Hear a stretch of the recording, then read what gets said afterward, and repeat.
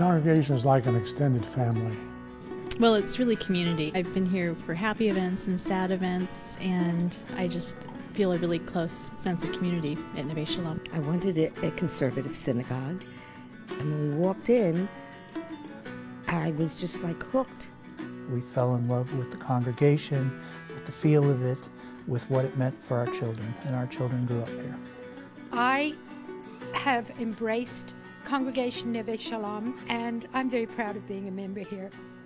Well, I grew up in this synagogue. I was bar mitzvahed here. It's important to me for my children. It's where they're going to be bar and bat mitzvahed. It's our Jewish home.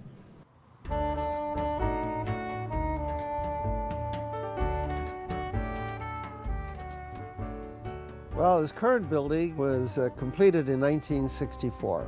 It was the result of a merger of the two existing conservative congregations in Portland. My father was the president of Neveh Shalom at the time. His name was Louis J. Rosenberg. And my uncle, Abe English Rosenberg, was president of Congregation Neveh Zedek. So the two brothers worked to bring about this merger that turned out to be very beneficial for both congregations. When this building was built, the feeling was, the building committee's crazy. It's huge. We'll never fill this. What are they thinking about? And today, we're bursting at the seams. It was originally designed for a congregation of 500 families. We've now grown to nearly double that. The building is old. Many parts of it really need updating. We have future generations coming up. We have huge potential with new leadership, new rabbis. It's time to upgrade the building. One of the things that initially attracted my wife Sarah and I to this congregation is rare in that it's growing younger as opposed to growing older. We have members who join before children. We have members who join before marriage, and we're thrilled about that. But for many, the entry point into synagogue life is the beginning of religious education for their child, so that by having capacity and ability and offering an excellent Jewish education experience, it allows the family then to enter into congregational life and to enhance their own Jewish identities. We have really the finest Jewish education program in Portland, and therefore probably in the state of Oregon, which we're very, very proud of. This is really the center of the Jewish community for our members. This is where people come to meet each other. This is where people come to make new friends. This is where people come to celebrate the most important events in their lives, both the happiest moments and the saddest moments. Right now, our membership is 1,000 family units, so we're twice as big as what the space was meant for. No inch of space had been added to this building. So it's literally impossible to continue to serve the congregation when you enjoy that level of growth and the space essentially has remained the same. We would love to provide adult education at the same time that we have our high school program going on. But we have no space because every single one of the classes has 7th through 12th graders sitting in them, and therefore, you know, we've even had classes in the coat room in the past. One of the things that the schools have is they're spread out throughout the synagogue. We want to bring them together so that the space is used more efficiently. Lord knows how anybody sits comfortably for 2 or 3 hours in the seats in the sanctuary, yet alone hears what's going on from the bima. Sometimes you can sit in one seat and not be able to hear, or everything will sound mushy, and if you sit just a couple seats over, it's a totally different experience. We need to have better lighting in the sanctuary.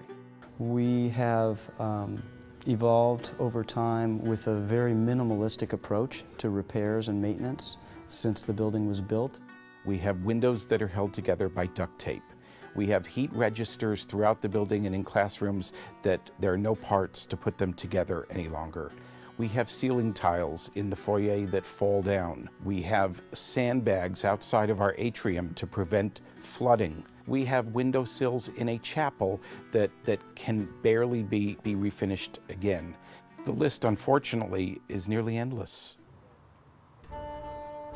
Well, the cemetery, of course, is the final destination of every Jew, every individual. And Jewish life has always played great emphasis on the ceremonials that accompany death and the meaning of death to a family and to a community. We think that the cemeteries are a very important part of the synagogue.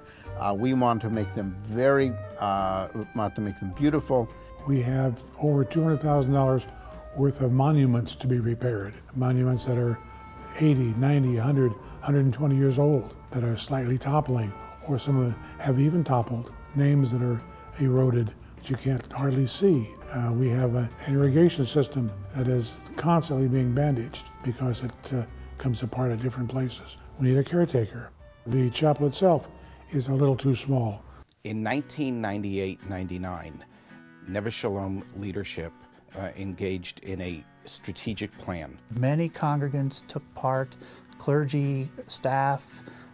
We got input from outside the congregation, and we came up with a strategic plan somewhere around the year 2000. They involved the entire congregation. They did focus groups and congregational meetings and surveys and all the rest. So we put this all together, and now we're in a place where we look at it and we say, we have something as a plan that makes sense, that is backed up by homework, by data, and that truthfully, if implemented, will give the congregation another generation or two, if we're lucky, of life without having to go back and ask for meaningful capital gifts.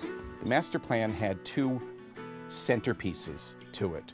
One was the addition of an intermediate-sized chapel, a space that would serve about 250 people. The new important star in this constellation is that new chapel that will be able to service smaller groups. I think that quite a few things that used to be in the chapel will move to the new chapel that we're very excited about. It is going to be a glorious space in the life of our congregation. The second centerpiece of the master plan was the building of an administrative wing. It would allow the staff and clergy to work more efficiently with one another. We would in fact be physically near each other. We'll be able to expand the capacity of the school. We'll no longer have third graders sitting in chairs downstairs that are designed for kindergartners or for 4-year-olds. This plan will allow us to direct people to where there is a live person, a receptionist or somebody there, and that person can visually decide whether to let somebody into that entrance or not. The benefits for the congregation will be in efficiencies of utilities. We're estimating 35 to 45% savings in our utilities alone for the future, and that's not just this year, that's for many, many years into the future.